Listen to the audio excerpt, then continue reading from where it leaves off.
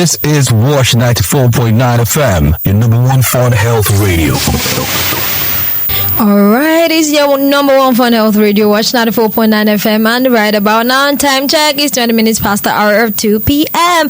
And like you know how we do it, this is the lifestyle chat show, but today I'm not in the studio alone. I'm right here with some, I do not want to say giants, kind of trying to, oppress me, but I say no, I refuse to be oppressed. Right now, I'm in the studio with Samuel and Kayode, and we'll be tuning in to speak to Maya, the amazing soulful artist. I'd like for you to just, say hello, Samuel. Hello everyone. I'm sorry. Hi, Kayode. Hi, how you doing? I'm good. Maya, can you hear me? All right. While we wait for Maya to log in and have this conversation with us, I'd like to hear from you some. Oh, hi, Maya. How you doing? I'm okay. Good afternoon. Good afternoon. It's good to hear your beautiful voice. Even though I know you're not singing, you already sound amazing. You are so sweet. Thank you so much. I just need you to know that I've been taking a little peek, so I know you are as amazing as you think I am. All right. It's good to be on the show with you this afternoon. Oh, I'm so thankful that you invited me and Samuel, and I'm very, very happy to be able to connect thanks to the digital world. Yes. From Miami. Amazing stuff. Did you hear that? She's tuning in from Miami. It's no beans. It's no joke. All right. So let's start off with you, Maya. How has it been, your journey in the industry? Can you tell us a bit about yourself and your musical background generally? Okay, well, first of all, like I said, thanks for having me and everyone that's tuning in. I was born and raised in Brooklyn, New York. I'm a Brooklyn girl. Mm-hmm. And I started my independent artist career several years ago, booking and managing myself mostly.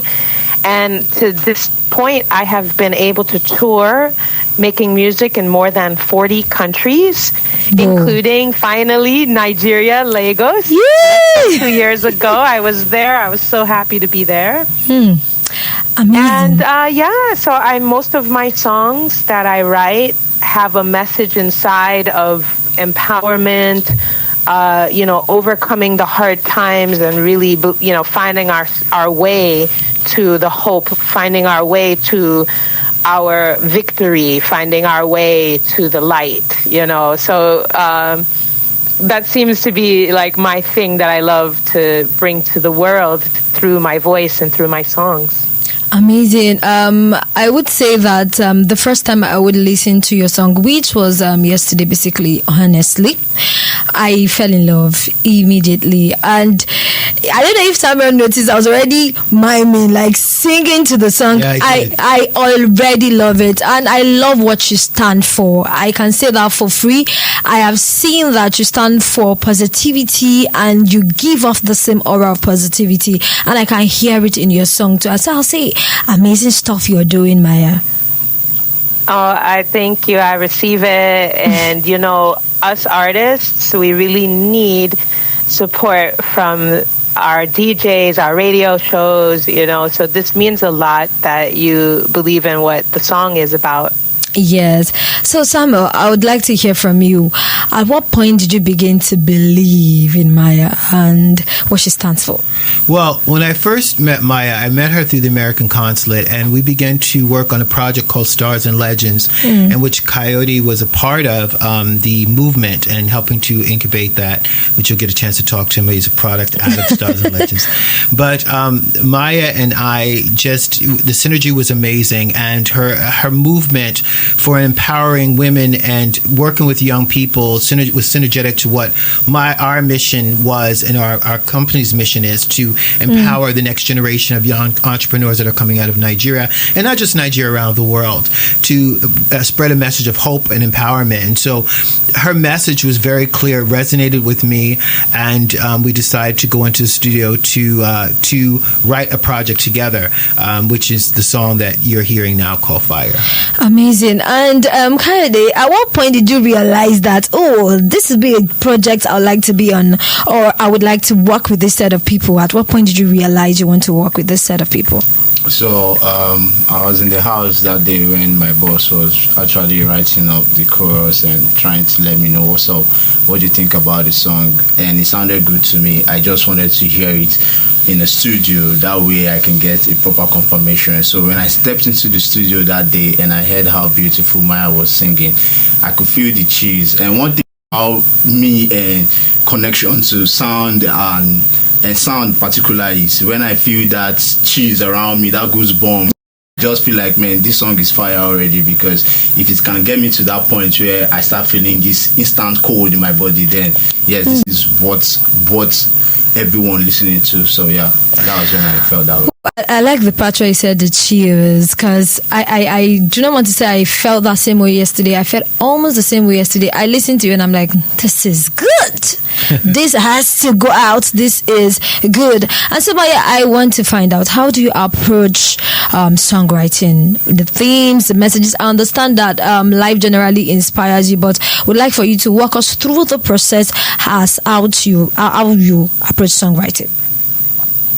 Well, when I'm writing a song, I really do speak from the personal place or my personal experience.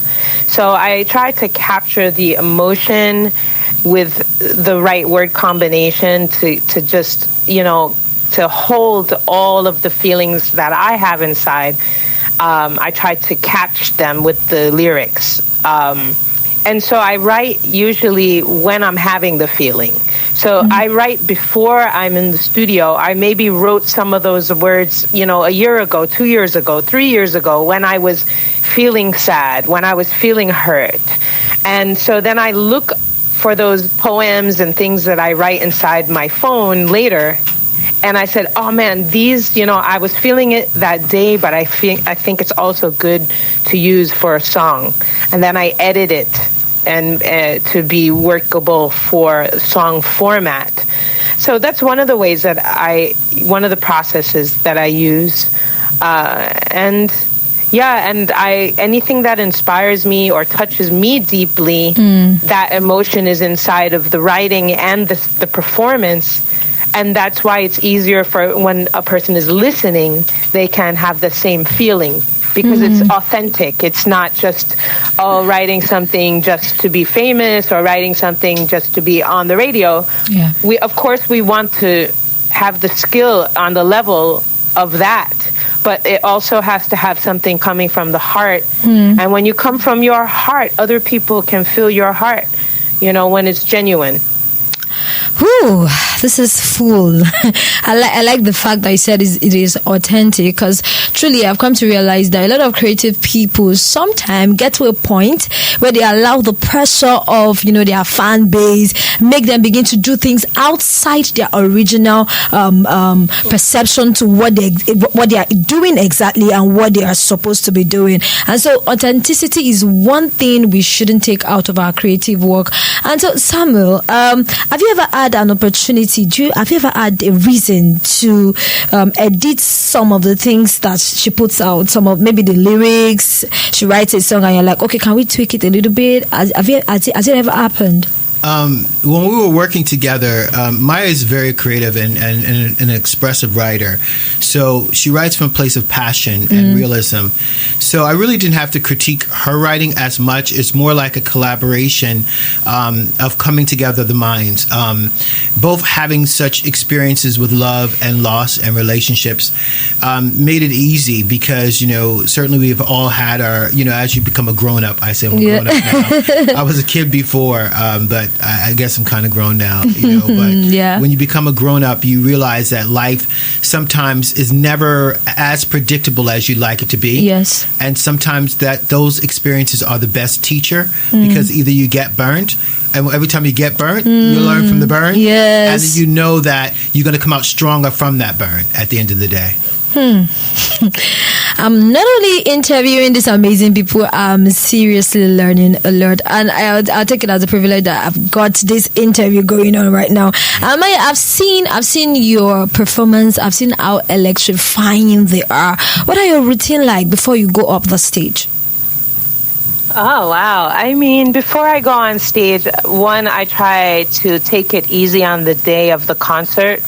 And I try to focus on, not just the music I'm going to sing, but I try to listen. I hope you can feel it like this.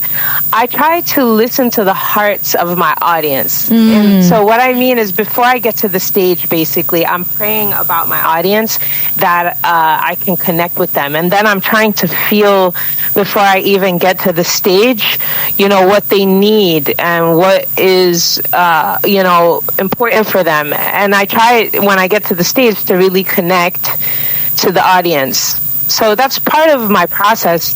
Musically, of course, I have to take care of my health, because your voice is part of your body. Yes. So if you are sick or you're not doing well or you're too tired, it's affecting the voice. So I'm doing a lot of, drinking water and, I stretch and, those are more obvious.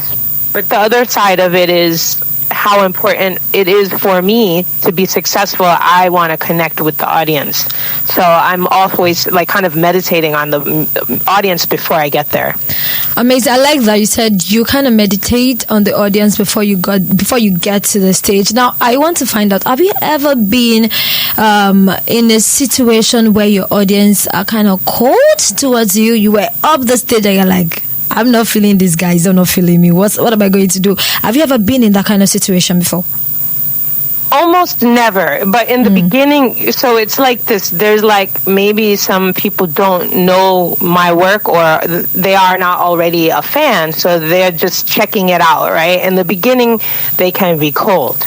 But there's a point during the show where I catch them. And then they realize, okay, I'm really liking this. This is talking to me. And then by the end, they are the fan. They are supportive. So I have had that experience with the coldness, but only in the beginning. It's almost never at the end. By the middle end of anything, it's like they can see, they see what's happening. And anybody can say, hey, that style is not my style. I like a different style. But at the same time, you have respect. It's good. It's talent. I can respect the talent part. Amazing. Okay, now let's talk about Fire. Can you give can you give a background story to your newest single, Fire? Just give us a background story to it. Okay, well, Fire is a song that's looking at the pain that I felt sometimes inside of a relationship, when there are moments that the relationship can be toxic. So you can be next to the person that you love so much, but you also feel 1,000 miles away from them, and there are moments that a relationship can go up and down when it's not healthy, right? Yes. So there's jealousy or fear or anger or hurtful language or hurtful actions. And I've been in relationships where like that, and if you don't do the healing work inside the relationship can also just break forever. I've experienced those moments. That's why I wrote about them. But at the same time, I was when I worked together with Samuel on the chorus, I was I have to make a commitment to myself that I won't let any relationship fully burn you or break me. So I have to draw the line for my self-care and my self-respect. So there's that. It's you love and you feel the breaking and the sadness, but you're still in love with the person. But if you can't turn that corner and work on the healing part, then it's I'm not going to let this burn me down. I gotta keep it going. Not letting it burn us down is another aspect, and generally is another side to the story where a lot of us do not even want to, go to. We don't want to walk that path. We really do not want to walk that path. And listening to this song, I was so this is what happened to me yesterday. I was listening to this song and I was like, it's just like taking. There's something we call agbalumo in Nigeria. We call it cherry. African. There's another traditional name to it also. It's sour and it's sweet. Mm-hmm. Now sometimes we like it that way. It's sour. You're folding your face, but you're still taking it. You're not letting it go. I was listening to the song and I'm like, this is exactly how it feels like to be in a toxic relationship. And I felt it in the song. Maya is saying something similar to just let drop it and heal. And I just wish a lot of people that will be listening to the song will get the message out of it. But before we allow them, get the message that they should get from the song, what message do you think, or do you want exactly? What message do you want the people to get out of it for everyone that will be listening to Fire? Oh man, well, for everyone listening to Fire, I hope they can see themselves inside the song somewhere, and also remember that you are worthy of healthy love. You are worthy to not stay in something which is breaking you or hurting you. So no matter how much you love someone, you have to put yourself at the top of the list, not to be selfish, but because if there's something wrong with you, you can't do your life. So you got to make sure, no matter what, that as much as you love someone, you still have to draw a line to protect yourself and be in a healthy version of yourself and relationship. Amazing. Being in the healthy version of yourself. I like that part and I'm taking it. Samuel, what do you think, or what do you want the people to get out of the song Fire? Well, the takeaway is that exactly what Maya said. Sometimes we go through things, and you're right. The sweet of it is the first part, and then it's the work of it is the next part. Because it's never everything starts out sweet. It's just the way life is, but then it can become turbulent, and knowing when to exit that turbulence, and sometimes you stick it out because you think that's the right thing to do, but some points you've got to know when to exit the turbulence and to get yourself back on a smooth plane for yourself. You need to know when to exit the turbulence and get yourself back on the smooth lane. That part, like I said, is the part a lot of us do not want to walk past. But then life would be what life would be. Kayode, what would you want the people to take out of the song? For me, I would just say enjoy the vibe, enjoy the melody, enjoy the soul of the music, and like my boss just said right now, like just do you, and when it gets to that point where it's burning, just exit it and move on a smooth ride, right? So that's just it for me. Just enjoy the sound. Okay, we would enjoy the song and at the same time take what we need to take out of it. Yeah. Now, Maya, you mentioned also that you've taught about 40 countries, if I'm not mistaken. Yes. So you've toured extensively around the world. What are some of your favorite cities, venues that you performed in, and why are those venues your favorite and those countries your favorite? I've had a lot of very diverse experiences. I'm telling you, like I've performed in India, for example, and I had this amazing experience in South India, a place called Chennai. It was incredible, and the people were, a lot of times when I say I love a place, it has to do with me loving the people, having a connection with the people. I don't know if you know this, but I did a concert at Unilag in Lagos. Ooh. Actually, we did a masterclass concert. So we did an event in Unilag together with Samuel and Stars and Legends, and then Terra Culture was where we did the concert. Amazing. And we had a really amazing time there. I've done a lot of shows. One of my favorite cities in the world is Istanbul in Turkey. I recommend, if anyone can travel, to go check out a really cool city. Istanbul is amazing, and I've played a lot of concerts around Turkey, including working with a a symphony orchestra that did symphonic arrangements of my songs. Oh, that was so special. Yeah, I mean, I've been to Lesotho, which is, in the southern part of the continent. And I sang for the king and queen of the kingdom of Lesotho in southern part of Africa. I loved it. It's a beautiful place also. You guys, if you can travel there, please go. It's in the mountains. It's so special and different. Tanzania, one of my favorite places on the planet. I mean, I don't know, man. There's a lot of places. Croatia. I love Croatia. All right, we'll take some of those places home and go and think how much you can begin to put together to go to those places. That's right. Right. All right, so let's talk about your influences in the musical field. Who are some of your biggest musical influences, and did they shape your sound in any way? Of course, your inspirations are going to shape your sound. For me, some of the big inspirations include Stevie Wonder and Prince. And the reason why, because they didn't care about genre.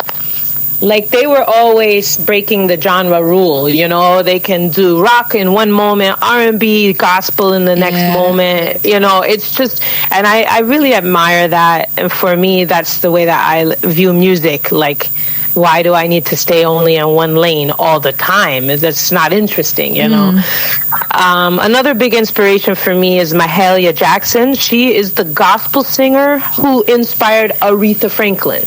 Whoa. So Aretha Franklin said that Mahalia Jackson was one of her biggest influences, and she really inspires me.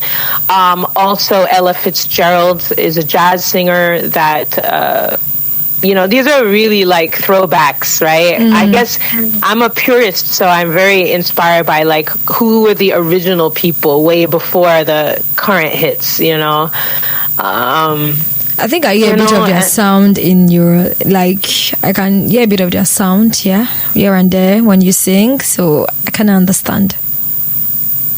Yeah, I feel like I'm drawing from ancestors, not only what's happening now, all of us are, but I like tap into that. I want it to be a little like it's coming from a deeper place than just where things that just happened, Although I am inspired. I mean, for example, I respect Beyonce so much, And as far as a couple of Nigerian artists that I really admire, I like an artist named Johnny Drill, and I also like Adekunle Gold. Yeah. Those two are so fantastic, and also same, like their lyrics have warmth and a message to it, but they can cross over into the pop realm. I love that about them. Yeah, because I was about to come to Nigeria, and some of the artists you would like to collaborate with in Nigeria, if you have a few of them, let's hear. Well, I just threw them out there because I definitely want to collaborate with Adekunle Gold and definitely want to collaborate with Johnny Drill. I think if we were on tour together, we would be killing them. Yeah! People would be changed for their entire lives. They would never be the person they were before. Absolutely. In my head, I'm already considering, I'm thinking about it. Johnny Drill, Adekunle Gold, and yourself would be a blast. Would be a big deal. And let's see. That should happen very soon. Let's hope that it happens very soon. So let me hear from you, Sabra. In your head, what are you thinking? Nigerians to collaborate with? Maya. Okay, well, I'm a big fan of Johnny Drill. And I'm definitely a big fan of Burna Boy. Okay. I'm definitely a fan. I am a fan of DeVito as well. Okay. I would say, yeah. right, Kennedy, let's hear from you. I forgot to say co-bombs because Oh yeah, co-bombs as well. Co-bombs as well. I think with that kind of sound, Yes. her selection is right. Yes. They Good and Johnny Johnny Drill. Because they will blend very well. Very well. Because she's into soul. Yes. Too, so it will captivate the mind of people when the three of them, or even the two of them, whichever of them. Yeah, and let's add Cobams to the list. Cobams, like him, yes, Cobams. Amazing. But he was part of us during that Stars and Legends masterclass. Gustav. So He came out. He did showed good us too. love. Yeah. All right. And before we mention the wrap of the interview session, let's hear from you, Maya. What's up next? What's coming up next? Any upcoming projects, releases that you're excited about? All right. Of course, there's things coming up next. I'm going to speak about what's coming up next for us in Lagos. 'Cause Okay. we just decided that I need to be out there at least in time for August 15th for a concert at Unilag again. Okay. And we're working on our plans now to make all of it come together. But I will be looking forward to coming and performing Fire and other songs from our new project and my last project, I Am Enough, all like mixed together with some surprise special guests. So that's definitely what's coming up. And then, of course, the music's going to always be coming out and be available. Fire is a premiere. You are playing it in advance. So it's going to come out in a couple of weeks. So I'll let you know when it's officially out. Okay. So fans can listen on their own. But before that, they can only hear it on the radio with you. Amazing. So I got to hear you first. That's cool. That's so cool. Yes. All right. What would your advice be for younger people hoping to be like you someday? What would you say to them? I know you've got power-packed words already, so let's just hear you. Oh, anyone who would like to be like me. I'm first of all touched. Anyone who would like to be like me, that's very sweet. I think it's important to trust yourself. I think it's important that you believe in what you want to do and who you are before anybody else. There's going to be haters in this life. There are going to be people who don't believe in you and who don't see your vision and don't understand how powerful you are. But you have to believe it first and keep stepping into that and own it and build it. And once you build it, you will see the respect come to you. So trust yourself. Don't give up. And know that other people went through it before you and got through it, even when there were doubters and people that don't have your back. Trust the process. You got this. All right, trust the process. You got this. Own it and build it. If you're not taking anything out of this interview session today, just take this out. Own it, build it, and they will come around. Trust yourself, and you got this. All right, Samuel, let's get your final words to the listener out there. To the listener out there, just believe in yourself, believe in your ability to create and to inspire, to empower, and your dreams are limitless. So don't limit yourself, and listen. The one thing about the song is don't get burnt. When you feel like it's going south, take yourself off a mental break, step away, reevaluate, relook at it, and say, you know what, is this really worth all of my energy and all my time? And if it comes up no, then you need to walk away. You say, worth your energy and your time. If it comes up as no, please take a walk. You get that already from Summer. Kayode, what are your final words to the listener out there? So for me, I'm about getting ready all the time, more like a soldier, always ready at all time, at every opportunity that comes your way. Be open-minded, very important. We have to be open-minded because that way we accept a lot of things, positive things around us, and take away the bad ones. But it's very important that we all open our mind for greater things ahead of us. So that's my message out there. Leave your mind open for greater things out there. Now you've gotten this, like half a book. today, that you've gotten today, and I want to believe that you're doing so. You're going to do something amazing with those amazing words that you've gotten today. Thank you so much for joining us on the show, Maya. Thanks for having me. It was a wonderful interview. Really appreciate it. Oh, thank you so much. I really enjoyed my time out with you as well. Thank you so much, Samuel. You're welcome. Thank you, Kayode, for joining me on the show today. Thank you very much. All right, coming up next is Maya, and she calls this Warrior. All right, and you can already hear from her voice. Don't let yourself down in any way. Stick around. It's Wash 94.9, your number one for the Health Radio. Wash 94.9 FM.